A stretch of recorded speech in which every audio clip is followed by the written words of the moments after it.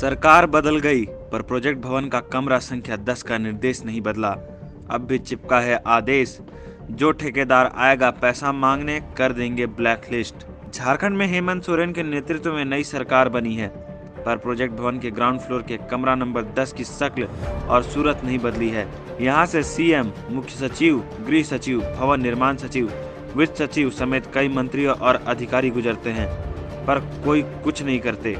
ऐसी पटकथा पहली बार किसी अफसर ने लिखी है। पटकथा कुछ और नहीं, यह निर्देश है भवन निर्माण विभाग के संयुक्त सचिव का। विभाग के लिए आवंटित कमरा संख्या 10 में एक ऐसा पोस्टर चिपकाया गया है जिससे सभी संवेदक भयभीत हो गए हैं।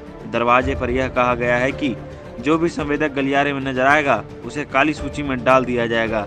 इससे संवेदकों में सरकार के प्रति काफी नाराजगी भी है। संवेदकों का कहना है कि जिन्होंने सरकार का ही काम किया उसे भुगतान के लिए दौड़ाया जा रहा है, इसमें उनकी कहां गलती है। भवन निर्माण विभाग के ठेकेदारों का हाल बेहाल। राज्य के भवन निर्माण विभाग से जुड़े ठेकेदारों का हाल बेहाल है। पिछले कई महीनों से उन्हें विभाग की तरफ से जॉब वर्क, रिपेयरिंग और अन्य काम के लिए भुगतान नहीं हो रहा है। सूत्रों के अनुसार 500 से अधिक ऐसे ठेकेदारों को काफी दिक्कतों का सामना करना पड़ रहा है। जानकारी के अनुसार विधानसभा के नए भवन के लिए लगभग 1 अरब रुपए ट्रांसफर किए जाने से ऐसी स्थिति उत्पन्न हो गई है। विधानसभा का नए भवन के लिए संवेदक company Ramkripal construction private limited को काम पूरा करने के लिए भवन निर्माण विभाग की तरफ से पैसे दिए गए। नतीजतन भवन निर्माण विभाग का अपने बजट का पैसा एक ही योजना में चला गया। अन्य कार्यों के लिए आवंटित होने वाले पैसे के लिए अब दिक्कतें होने लगी हैं। यहाँ बताते चले कि भवन निर्माण विभाग की एजेंसी झारखंड भवन निर्माण निगम लिमिटेड JBCCL की तरफ से राज्य भर में बिल्डिंग कंस्ट्रक्शन के छोटे बड़े कार्य कराए जा रहे हैं। एजेंसी भी सरकार से ही अपने खर्च की राशि निकालती है,